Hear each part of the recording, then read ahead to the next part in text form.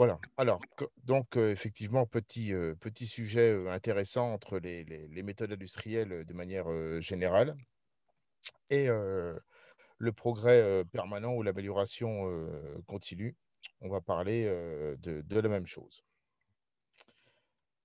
Donc, ce que je vous propose, c'est de faire un petit peu une petite présentation là on va dire, voilà, on va essayer de faire 45 minutes maximum, et puis après un petit peu d'échange 15 minutes. En sachant que vous avez tout à fait quand même le droit de m'interrompre à un moment donné, si vous voulez, 1 ou 2 explications, voilà, ça n'empêchera pas de faire un petit peu quand même d'échange de groupe, à la fin d'une durée d'à peu près 15 minutes. C'est bon pour vous? Oui. Eh bien, impeccable. Alors c'est parti. Alors, bon, voilà, un peu de laïus, effectivement. Bon, moi, je suis directeur d'une business unit méthode industrielle et Lean Six Sigma. Donc, vous voyez que c'est pas pour rien si je vous dis qu'il y a quand même des liens entre les deux depuis un moment. Et voilà, donc j'ai passé tout mon cursus professionnel à être formé au BTE, c'est-à-dire le bureau des temps alimentaires, sur tout un tas quand même de choses qui concernent les temps, l'ergonomie, les implantations, l'industrialisation, enfin toutes les choses qui sont au cœur des méthodes industrielles. Et depuis 14 ans maintenant, j'essaye péniblement de mettre un petit peu quand même mon savoir au service des autres, et notamment sur la partie méthode et la partie Lean Six Sigma, donc depuis 2007 maintenant. Alors, si je fais un petit raccourci très rapide, très synthétique de l'amélioration continue, on peut se dire que l'amélioration continue va se baser sur des principes assez simples, hein, quelque part, parce qu'il y a rien comme de compliqué là-dedans. C'est déjà donc de se rendre là où sont les choses. Donc ça, c'est le fameux Genba, le terrain. De voir quand même des choses réelles qui sont ce qu'on appelle le Genbutsu. Et après, derrière, donc de prendre des décisions basées sur des faits. Ça, c'est le Genjitsu. Donc tout ça pour vous dire quoi? Pour vous dire que ça, c'est un peu la doctrine, je dirais, bien sûr, japonaise de l'amélioration continue, qui sont donc le principe des 3 réels. Bon, avec ce monsieur que vous connaissez tous, qui est Taishi Ohno, donc qui effectivement part du principe que c'est quand même un état d'esprit qu'il faudrait quand même avoir pour comprendre et analyser un certain nombre quand même de problèmes. Alors, bon, après il y a 2 petits exemples là, ça c'est pas très compliqué. Pourquoi je vous emmène là-dessus? Parce que quelque part, est-ce qu'il y a une grande différence entre les principes de base de l'amélioration continue et les méthodes industrielles? Alors, les méthodes industrielles dans tout ça. Déjà, bon, est-ce que vous avez un petit peu enfin des mots, je dirais, ou des termes qui sont relativement liés aux méthodes industrielles de manière générale? Quand on pense méthode industrielle, on pense à quoi, généralement? Vous avez une idée? Pas plus que ça? Alors, je vais vous aiguiller un petit peu. Souvent, on va parler donc de mesures de temps, on va parler d'implantation, on va parler d'industrialisation, d'ergonomie, d'organisation du travail, des postes de travail, les flux, les standards, l'étude du travail, l'amélioration du travail. En fait, toutes ces choses-là vont faire partie quand même du jargon, et sont un petit peu quand même au cœur du métier en général des méthodes industrielles. Donc en fait, tout ça va avoir un lien assez direct. Pourquoi? Où se passe déjà quand même la plupart des activités méthodes. Donc souvent quand même sur le terrain, parce que le métier des méthodes va quand même être centré sur les choses qui vont se passer, on va dire, en production de manière générale. En discutant aussi avec les opérateurs qui vont être concernés pour faire quoi? Donc, discuter un petit peu quand même de l'organisation du travail en termes d'implantation, des flux, d'équilibrage. Donc, tous ces échanges-là vont permettre de se faire déjà une petite idée de comment est organisé le travail. Le mode opératoire aussi, tout ce qui va être lié aux séquences de mouvement, les outils, enfin toutes ces choses-là. Les opérateurs aussi, eux-mêmes, leur niveau de performance sur le poste qui va être lié à leur autonomie, leur ancienneté, leur formation au poste, toutes ces choses-là qui font quand même toutes les qualités des opérateurs. du niveau quand même de stabilisation du poste de travail. Est-ce que mon poste de travail va subir un certain nombre de dysfonctionnements ou pas? Voilà, la stabilité. Est-ce qu'il y a déjà des standards, hein? C'est une des premières questions quand même qu'on pose quand on fait aussi de l'amélioration continue. C'est montrez-moi le standard. Est-ce qu'il y a un standard quand même sur le poste ou sur le poste que l'on est en train d'observer? Les aléas aussi donc du quotidien, ce qu'on peut appeler quand même des irritants, hein, de manière générale au niveau opérateur, hein. Est-ce que je vais avoir, par exemple, des manquants, s'il y a de l'absentéisme, différentes attentes éventuelles et tout ça, en fait, tout ça donc ça, c'est le terrain. Donc déjà ça fait un bon point commun avec, l'amélioration continue. Deuxième chose, que va observer un homme méthode? Un homme méthode, lui, il va observer un certain nombre de choses. Il va observer donc déjà donc des choses réelles. Donc des irritants, les petites choses qui vont ennuyer un petit peu comme tout le monde, toute la journée. Plus il va rester longtemps sur le poste de travail, plus il va observer quand même ces choses-là. Il va observer donc des aléas entre, tiens, les modes opératoires. 2 opérateurs ne font pas forcément exactement, la même chose. Des activités qui peuvent être différentes aussi.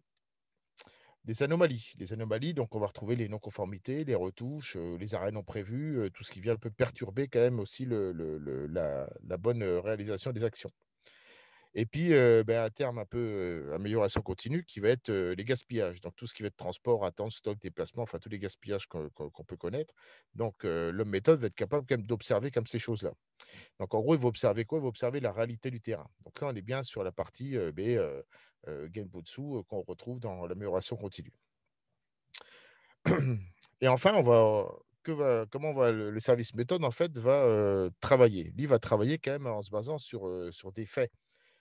Sur, des choses donc la devise de l'homme méthode, ça va être quoi? Ça va être déjà donc d'être capable de tout observer, de tout noter, de tout mesurer. Ça, c'est les qualités premières d'un homme méthode, de manière générale.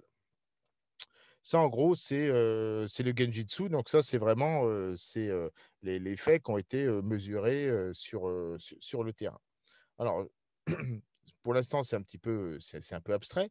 Je vais vous montrer un petit exemple, là qui va illustrer un petit peu quand même, ce que je dis. Alors, l'outil préféré généralement des méthodes en termes d'analyse du travail, c'est, l'analyse de déroulement. Alors une analyse de déroulement, c'est un outil quand même qui est relativement simple à à comprendre. C'est, de dire que l'objectif de ça, c'est de décrire, la suite logique, la suite chronologique quand même des différentes opérations, de valoriser après aussi le document avec, des quantités, des distances, des temps. Et après derrière, de noter quand même donc les infos, pertinentes, les moyens utilisés, et en fait tout un tas de choses. Donc ce que vous pouvez voir en fait en dessous du pavé marqué méthode, donc là vous avez la liste donc de, l'enchaînement d'un certain nombre d'opérations. Et puis à côté, on vient noter, quel est le type d'opération. On va retrouver des opérations à valeur ajoutée, des opérations à non valeur ajoutée, des transports, des contrôles, réglementaires qui seront plus de l'ordre d'exigences clients et puis après des contrôles, qui vont être non réglementaires. Là, c'est plus des contrôles qu'on va faire en interne pour se rassurer un petit peu parce qu'on n'a pas forcément confiance dans le processus, de réalisation. Après, on va retrouver des attentes. Les attentes, ça peut être des pièces qui sont, en attente de fabrication, qui peuvent être au pied des machines, qui peuvent être, dans différents stocks. Et puis après, on va retrouver la partie stockage, complète, souvent donc de la matière première et puis des semi-finis, des produits finis. Donc on va retrouver en fait tout un tas d'opérations. Donc ça, c'est l'outil de base, méthode qui permet quand même de faire un bon début, je dirais, de ce qu'on peut appeler quand même de cartographie de processus. C'est-à-dire que là, j'ai la liste complète des opérations avec, une identification quand même de quantité, de temps, de distance et tout en bas, à gauche, j'ai un petit résumé avec, les nombres d'opérations, avec, les temps aussi passés et puis les distances, parcourues. Donc là, on factualise quand même, l'existant avec ce genre d'outil. Donc si je reprends, ce genre d'outil et que, je le mets un petit peu, dans ce sens-là. C'est-à-dire qu'en bas, je retrouve, toute la liste des tâches, des étapes du processus et puis, au-dessus, je vais retrouver, une certaine, catégorie donc, je retrouve mes opérations AVA, non valeur ajoutée, ainsi de suite, les transports, enfin tout un tas quand même de choses intéressantes. Est-ce que ça représente, enfin, rappelle un petit peu quelque chose? Ben, à mon sens, oui, parce que là, on peut parler donc en bas, on a les différentes étapes du processus et puis en haut, ben, on va avoir, beh, ce qu'on peut appeler, la chaîne de valeur. Est-ce que c'est, de la valeur ajoutée, de la non-valeur ajoutée et en même temps d'avoir une certaine, catégorisation quand même de ces non-valeurs ajoutées?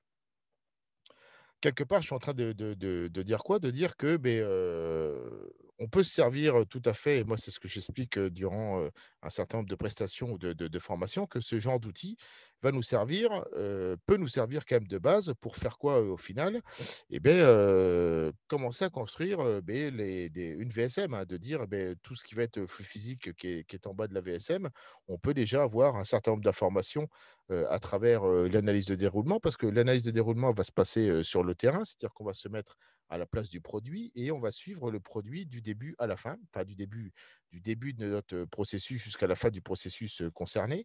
On va être capable de pouvoir identifier, réellement les différentes choses, c'est-à-dire que, beh, les déplacements déjà, les étapes de transformation et puis, surtout ce qu'on a du mal à déterminer, tout seul dans son bureau, c'est les étapes d'attente, de stock, je dirais, entre 2 étapes du processus.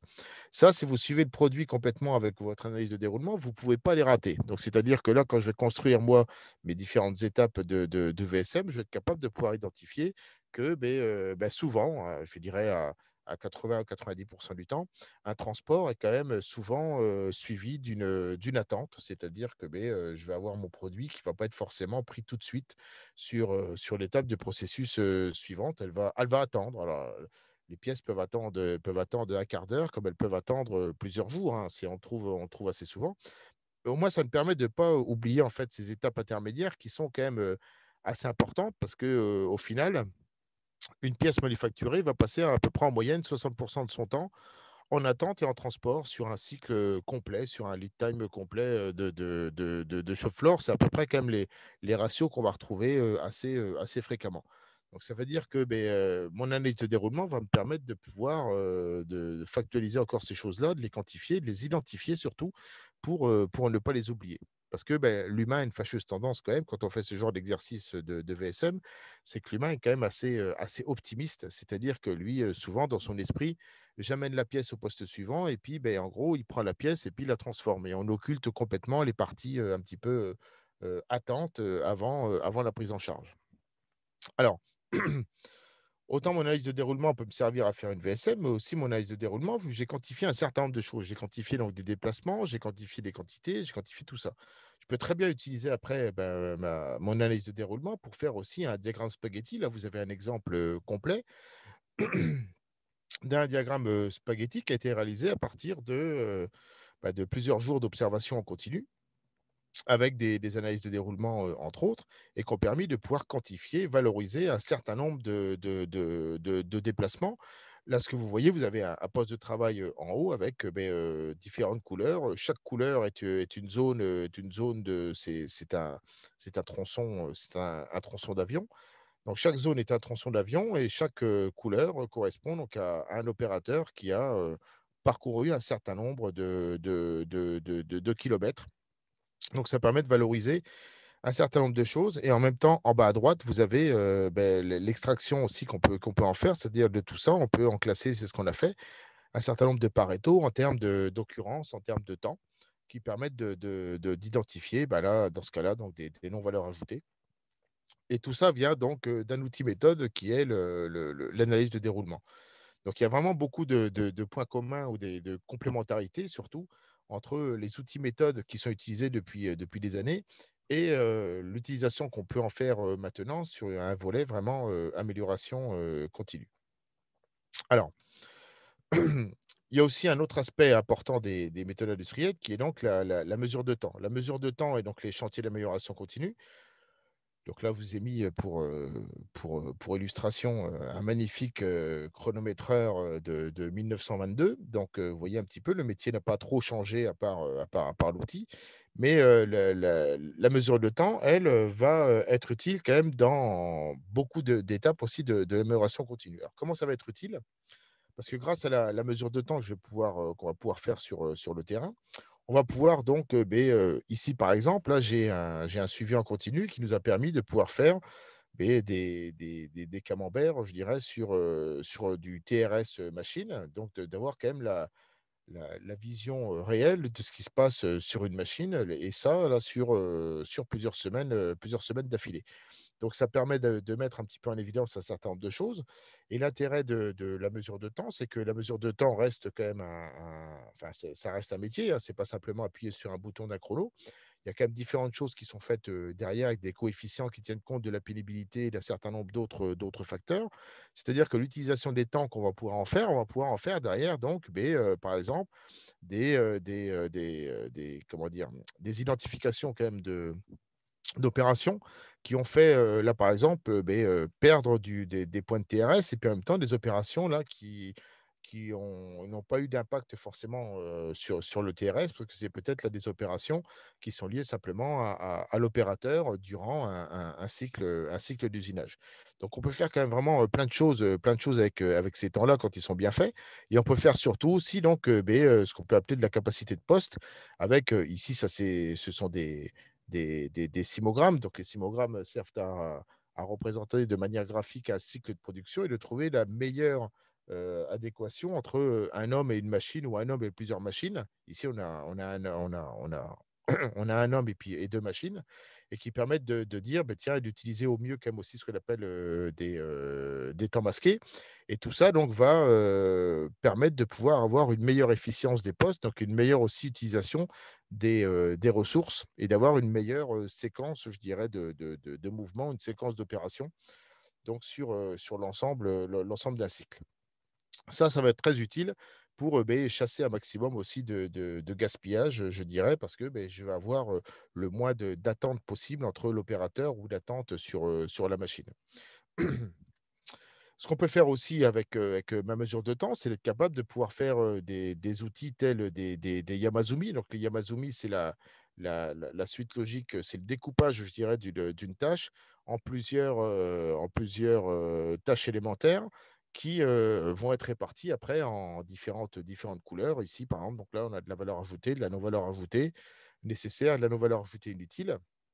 Et donc ça permet après de pouvoir, représenter de manière un petit peu graphique, plusieurs choses, et notamment cette représentation-là qui permet d'avoir les différentes étapes du processus. Donc de montrer déjà, 2 choses, de montrer potentiellement les déséquilibres que je peux avoir sur une ligne sur, des différentes étapes du processus. Donc on voit bien que ma partie là, CND, l'étape numéro 4, a priori, elle est quand même beaucoup plus courte que les autres étapes. Bon, c'est un fait, mais ça peut permettre quand même de pouvoir potentiellement équilibrer quand même au mieux, c'est-à-dire arriver à donner le même temps de travail à chaque étape du processus, pour avoir un écoulement quand même le plus fluide possible de mes produits. Parce que là, il va se passer quoi avec mon étape du CND? C'est-à-dire que vu qu'elle va être relativement courte, je risque, si je ne fais rien, ou si je ne fais pas une autre organisation, d'avoir l'étape d'après, l'ajustage, qui elle est beaucoup plus longue. Donc je risque en fait de voir apparaître du stock entre mon CND et mon ajustage, parce que j'ai pas un équilibrage quand même formidable sur ces étapes du processus.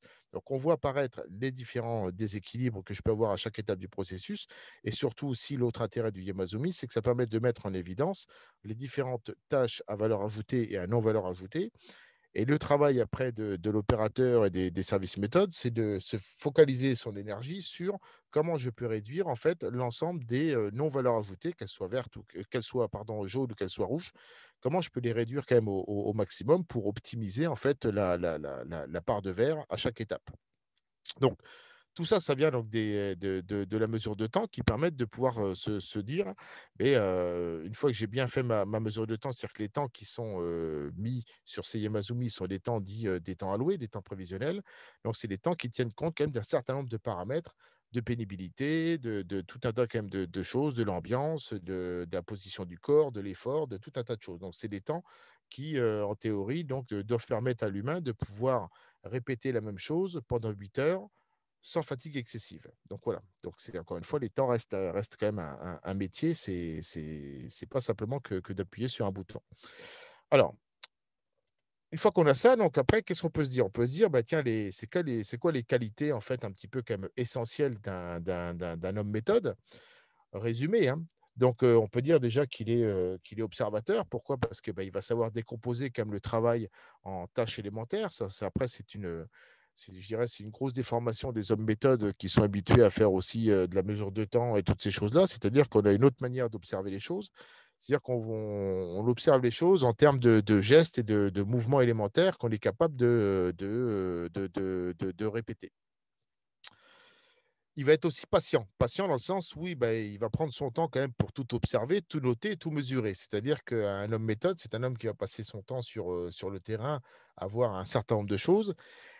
Là, je mets ma casquette un petit peu de statisticien et si l'échantillon n'est pas représentatif, c'est-à-dire que si je pense que je vais passer 1 heure sur le terrain et je vais être capable de me donner la vision de ce qui se passe en réalité sur une semaine ou sur un mois, ça peut être dans certains cas assez présomptueux, suivant le taux de variabilité que je vais avoir sur mon poste de travail. Mais bon, voilà, c'est quand même quelqu'un qui va passer quand même beaucoup, beaucoup, beaucoup de temps quand même sur le terrain au contact des opérateurs. Il va être aussi technique, c'est-à-dire technique dans le sens où il va maîtriser tout un tas quand même de choses. Donc, la mesure de temps, bien sûr. L'ergonomie, c'est quand même quelqu'un qui a quand même des notions très avancées sur l'ergonomie. Sur les implantations aussi, donc d'être capable de faire une analyse critique de l'implantation. Est-ce que là, est-ce qu'il faut mieux faire du poste à poste? Est-ce qu'il vaut mieux mettre les gens en ligne, faire du flux? Est-ce qu'il vaut mieux faire des îlots de production? Il y a tout un tas quand même de possibilités qu'on peut faire en termes d'implantation en fonction d'un certain nombre de critères, hein, des volumes à fabriquer, des temps de fabrication, du taux de polyvalence du personnel, donc qui peuvent après nous amener vers différents types d'implantation. Et puis surtout, l'étude du travail, c'est-à-dire que l'homme méthode est en capacité de pouvoir faire ce qu'on appelle l'étude du travail sous différents aspects.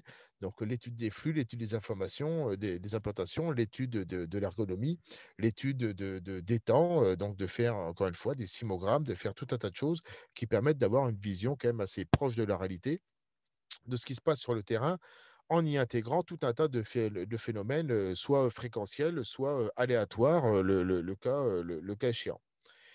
Et puis surtout, il est acteur. Pourquoi? Parce que l'homme méthode, il va savoir aussi accompagner quand même les opérateurs dans les changements, les améliorations du travail. C'est-à-dire que une des doctrines de l'amélioration continue, c'est que rien n'est permanent sauf le changement. Donc, il va falloir aussi être capable d'accompagner les gens dans ces changements. Ça peut être des changements de poste de travail, ça peut être des changements de façon de faire de temps en temps. Donc de pouvoir être un très bon communicant aussi là-dessus pour pouvoir emmener les gens avec nous et leur faire comprendre et leur démontrer surtout que les changements vont être quand même bénéfiques sur un certain nombre de points. Alors, c'est pas innocent si j'ai fait un petit peu ce petit constat avec ces mots-là, parce qu'il y a un slogan, je dirais, une doctrine BTE qui date de très longtemps, qui est Opta. Opta, c'est on peut toujours améliorer, donc c'est la palisse, hein, mais c'est vraiment là le côté un petit peu, je dirais, un petit peu amélioration continue et esprit Kaizen qu'on demande aux gens.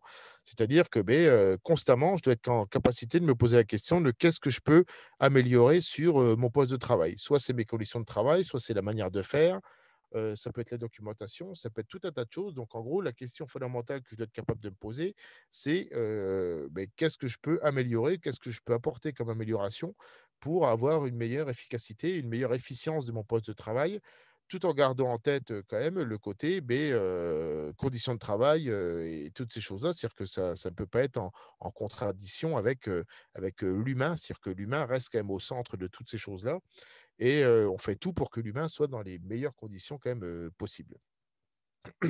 Donc voilà, si vous avez un truc à retenir, c'est Opta. Opta, on peut toujours améliorer. Alors, l'ensemble donc des outils, méthodes, que je vous ai montrés donc participent pleinement quand même donc à l'amélioration continue parce que, ils vont être très, très, très complémentaires. C'est-à-dire que l'amélioration continue de manière, générale, c'est souvent quand même donc ça reste des démarches, ça reste un état d'esprit qui va être assez global, assez général et qui ne demande pas forcément après derrière des connaissances, forcément, très poussées sur les différents outils que je viens de vous montrer là.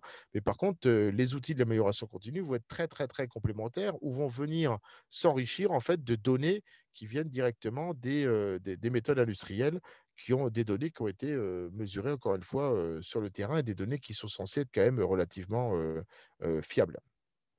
Alors, le service méthode, lui, normalement, il est censé quand même, prévoir le travail. C'est-à-dire prévoir le travail, lui, il fait des gammes. Il va faire des gammes avec les différentes étapes de production. Il va faire aussi donc des modes opératoires qui vont décrire les tâches élémentaires et qui vont mettre aussi en évidence ces différents gaspillages avec les Yamazumi associés. Aujourd'hui, on fait très bien des modes opératoires sous forme de Yamazumi pour montrer un petit peu aux gens quand même ben, les axes ou les directions dans lesquelles ils devraient essayer de réfléchir pour améliorer la performance de leur processus. Les simogrammes aussi, donc ils vont décrire le meilleur enchaînement quand même des tâches élémentaires, donc pour un cycle de production. Donc les simogrammes sont vraiment très utilisés dans la partie relation homme-machine, homme avec plusieurs machines, pour pouvoir trouver quand même la meilleure adéquation entre les deux. Aussi sur les implantations, c'est-à-dire qu'ils vont permettre de limiter les déplacements inutiles, qui vont permettre aussi donc un meilleur écoulement quand même du produit. C'est-à-dire que est-ce que je vais travailler en ligne, en îlot, en poste à poste? Voilà, il peut y avoir quand même différents schémas possibles et aligné avec, la voix du client, bah, c'est-à-dire que, beh, en fonction de la voix du client, de ce que le client, demande en termes de volume, souvent, et ben, on va être capable de pouvoir choisir, différentes options. On va être capable peut-être de passer d'un mode en ligne à un mode peut-être en plusieurs îlots de production parce que, beh, la demande peut-être a baissé ou le mix produit demande peut-être de fabriquer en îlot. Et après derrière, on va voir donc tous les postes de travail aussi qui vont permettre encore une fois de garantir l'intégrité quand même des opérateurs et une meilleure efficacité quand même, des gestes. Et bien sûr, les temps prévisionnels et les temps, c'est quoi en fait? Les temps, bah, c'est quelque chose quand même qui va permettre d'équilibrer la charge de travail de manière prévisionnelle à travers, les plannings, à travers l'ordonnancement. Mais surtout, les temps, c'est quoi? Les temps ne sont rien d'autre que la conséquence quand même de l'organisation qu'on va avoir définie, en amont. Avec, tout un tas quand même de choses qui vont, être impactants, au niveau des temps. C'est-à-dire que, bah, tout ce qui va être lié au changement de série, tout ce qui va être lié aux aléas, à la prise en compte comme des aléas sur les lignes de production. On peut parler des fois aussi donc des TRS, sur les machines.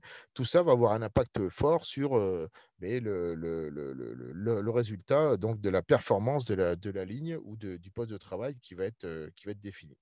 Et en transverse, qu'est-ce que je vais retrouver? En fait, en transverse, je vais retrouver, ben, les hommes méthodes vont avoir constamment, normalement, en tête, 2 choses, c'est l'efficacité et l'efficience quand même à chaque étape du processus et ça tout au long quand même donc de la chaîne de valeur. L'homme méthode, sans le savoir, c'est quand même bien avant qu'on mette un mot sur, un mot, comme, le lean sur l'amélioration continue. C'est quand même quelqu'un qui est quand même censé, trouver la meilleure adéquation entre, les volumes à fabriquer et comment on va les fabriquer avec la meilleure efficacité et la meilleure efficience possible. Tout ça, encore une fois, centré autour de l'humain. Donc ça, c'est quand même relativement important et c'est transverse quand même un petit peu quand même à toutes ces activités. Alors, ces activités-là ne sont pas exhaustives, bien sûr, hein. La méthode fait aussi d'autres choses, mais là, je fais vraiment un focus sur la partie activité méthode et activité amélioration continue de manière générale. Alors, à quoi sert le bureau des méthodes de manière générale? Bah, le bureau méthode ou service méthode, hein. Donc, c'est quand même une interface entre la production et puis généralement, on peut dire le bureau d'études en amont. Et on va être capable de pouvoir, donc industrialiser un certain nombre de produits, mais il se doit aussi, le service méthode, de pouvoir, améliorer la productivité, se centrer aussi sur les conditions de travail, fournir aussi donc des analyses, des outils d'analyse nécessaires aux différentes études, donc de coûts standards, à partir donc, là, de la vérification que le bureau d'études, la faisabilité, la fabrication aussi donc d'un produit, les différentes phases, enfin tout un tas quand même de choses, la rationalisation des flux parce que c'est aussi important.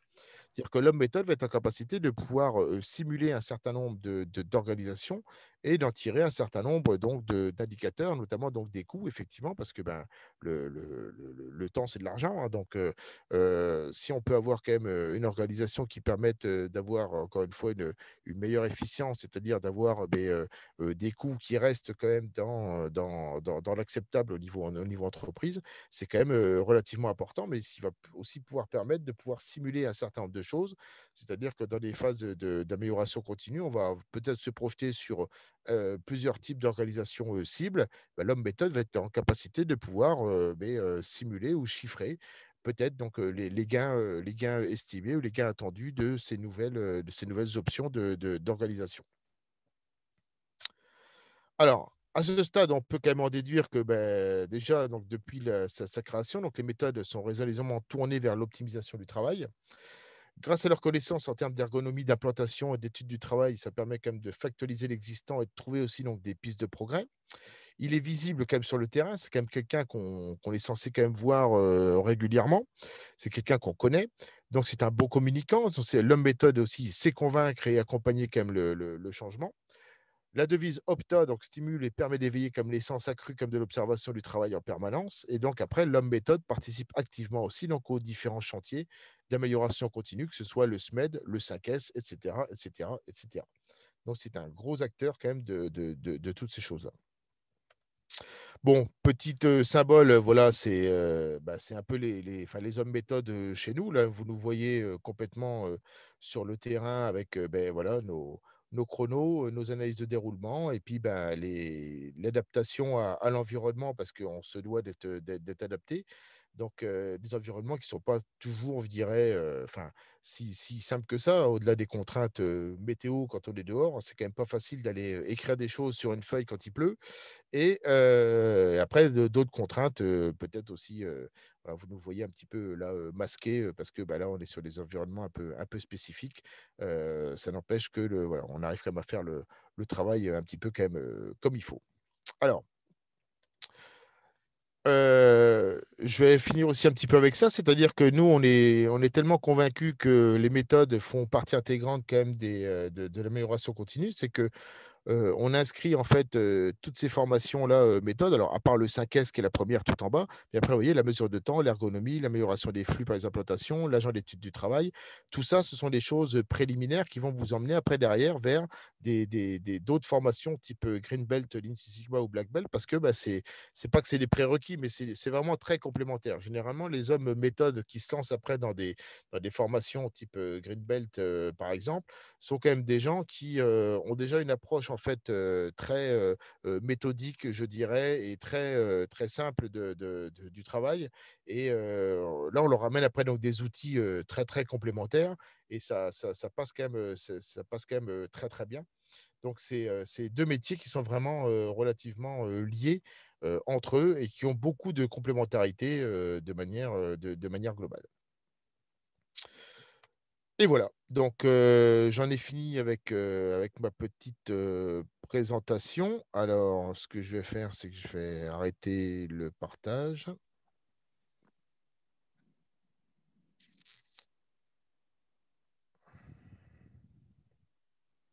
Hop, voilà. Alors à partir de là, est-ce que vous avez éventuellement quand même des questions par rapport à ce que je viens de vous, présenter? Bonjour, monsieur Calder. Bonjour. Merci beaucoup pour cette présentation. J'ai trouvé vraiment très intéressant. Ouais, Je ne connaissais pas l'étude de déroulement, l'analyse de ouais, déroulement. J'ai ouais, trouvé ça extrêmement intéressant, cette checklist pour évidemment cartographier afin de ne pas oublier aucun process. ouais. J'avais deux petites questions sur cet exemple. Tout d'abord, une question sur le temps que ça prendrait à faire une étude ou une analyse de déroulement. Est-ce que vous pouvez considérer que sur une DMAIC, ça pourrait venir être un outil pour définir justement le fameux D comme vous en avez parlé, que c'est un peu en amont d'une VSM et souvent on dit que le M mesure peut être considéré comme une VSM. Est-ce que vous considérez ça comme un outil dans une DMAIC? Et puis la première question sur le temps que ça prend de faire une analyse de déroulement en moyenne, hein. J'imagine que suivant les industries ou les secteurs, ça peut varier. Mais voilà, juste avoir une échelle de temps pour une analyse de déroulement. Alors, le temps va être fonction du périmètre, c'est-à-dire que l'avantage en même temps de cet outil, c'est que vous pouvez l'utiliser pour un périmètre assez grand, c'est-à-dire donc d'avoir une vision assez macro en disant bah, je pars du stock, après je vais à l'usinage, après je vais à la peinture, après je fais ceci, cela. Vous pouvez l'utiliser à cette échelle-là, comme vous pouvez l'utiliser. Nous, on l'utilise aussi à l'échelle d'un poste de travail, c'est-à-dire que là, le transport, par exemple, ça va être de prendre une pièce là de ma caisse et puis de la mener sur mon établi. Après, je vais faire les opérations. C'est-à-dire que là, par contre, ce qui va changer, c'est l'unité de temps qui va être beaucoup plus fine. C'est-à-dire que quand je veux faire une VSM, moi, l'analyse de déroulement fait partie des outils que je préconise et qu'on met dans nos formations et qui fait partie d'ailleurs des normes hein, comme outil de cartographie, donc qui permet quand même de faire la cartographie. Parce que là, au moins, je vais sur le terrain je vais être capable de faire, de pointer un petit peu entre toutes les étapes du processus et surtout de visualiser, parce que c'est quand même la difficulté, visualiser comme les stocks que je vais avoir entre deux étapes ou les attentes que je vais avoir entre deux étapes du processus. Et au moins, on n'oublie rien et on pose des questions sur le terrain. C'est-à-dire que la pièce, pour aller de tel endroit à tel endroit, elle y va comment? Est-ce qu'elle y va à pied? Est-ce qu'elle y va avec un transpalette? Est-ce qu'elle y va avec un char élévateur? Donc, toutes ces données-là, vous allez les collecter directement sur le terrain et potentiellement, vous allez même les questionner, ces choses-là.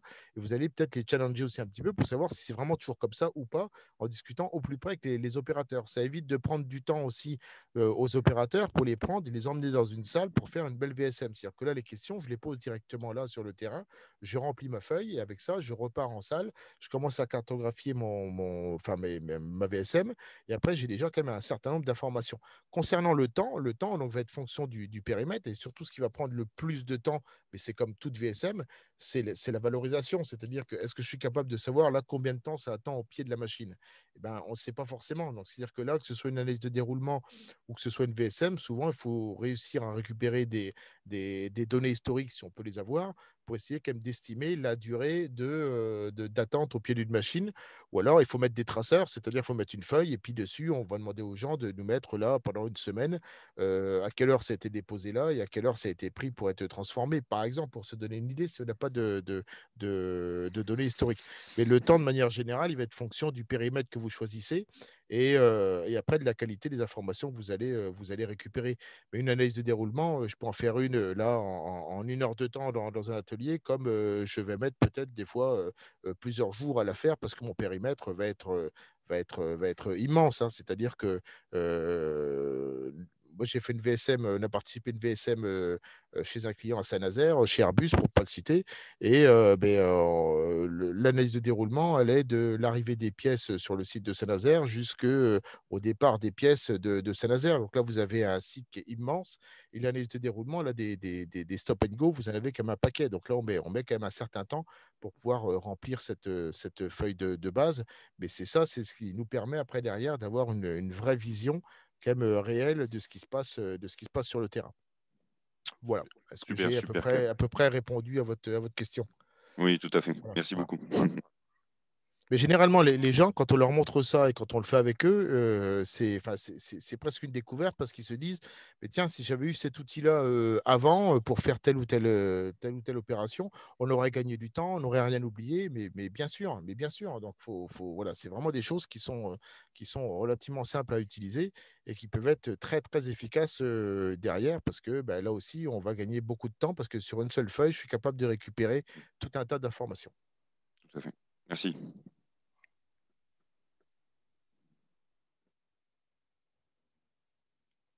Est-ce que vous avez d'autres questions? Alors, le problème, quand il n'y a pas de questions, c'est soit j'ai été vachement clair ou soit pas du tout.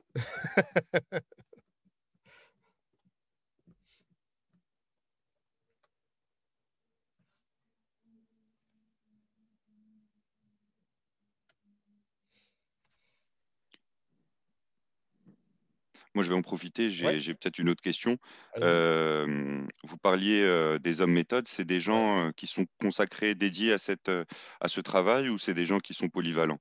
Ou c'est des gens chez vous qui sont hommes méthodes dédiés sur tout leur travail?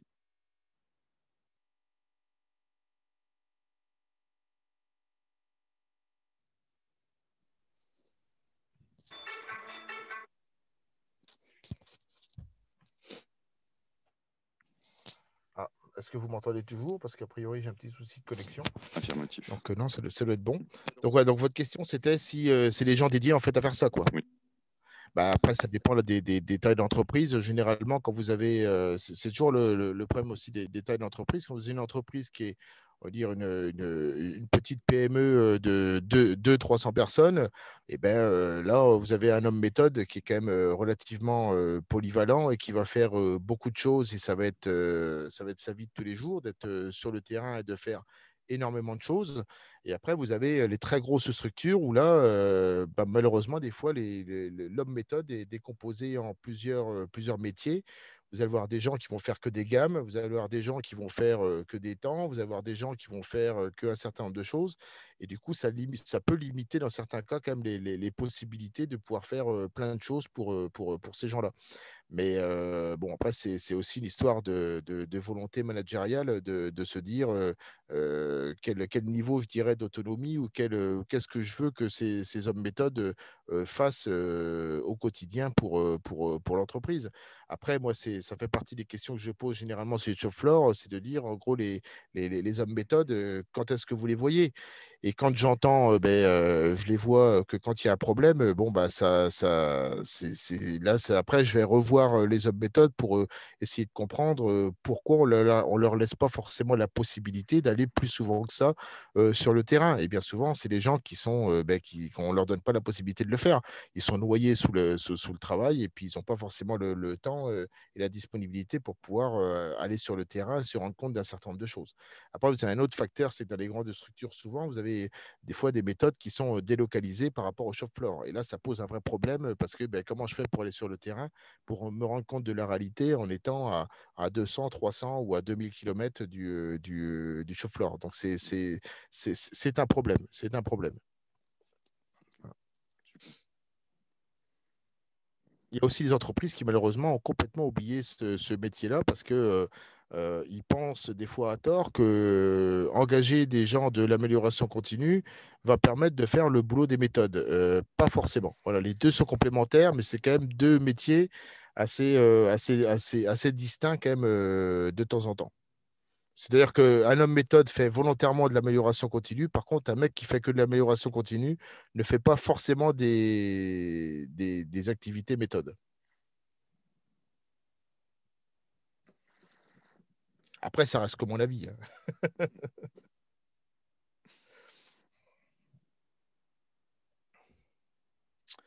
Bien. Bon, bah, si je n'ai pas d'autres questions, on va pouvoir s'arrêter là, à moins que vous ayez, Adam, une autre question. Moi, je pense que c'est bon, c'était extrêmement clair. Merci beaucoup en tout cas pour votre temps. D'accord. Eh bien, j'ai fait que mon travail. Donc, pour information, donc, effectivement, on a, enfin, ce petit webinaire reste disponible, je dirais, en replay. On va le mettre sur notre site internet pour qu'éventuellement vous puissiez le regarder à nouveau. Il n'y a pas il y a pas de souci. Et n'hésitez pas à revenir vers moi ou vers nous, Maxence, si vous avez après d'autres questions concernant les méthodes ou autre chose. Hein. Je veux dire, voilà, on peut après bien sûr, vous aider à clarifier un certain nombre de points et à vous aider sur un certain nombre de choses. Merci à vous. Donc, n'oubliez pas qu'on a d'autres webinaires avec d'autres thématiques très prochainement. Donc, je crois qu'on doit être à un rythme à peu près tous les 15 jours, je crois, on propose quelque chose. Donc, n'hésitez pas. Et moi, je reviens aussi bientôt pour parler justement de la mesure de temps et de l'amélioration continue. Donc, on pourra reparler un petit peu quand même de choses un peu méthode et de l'amélioration continue si ça vous intéresse. Merci à vous. Je vais arrêter là. Bonne journée à tout le monde. Et puis, j'espère vous revoir bientôt pour d'autres webinaires. Voilà. Merci à tous. Bonne journée. Merci, bonne journée. Merci. Au revoir.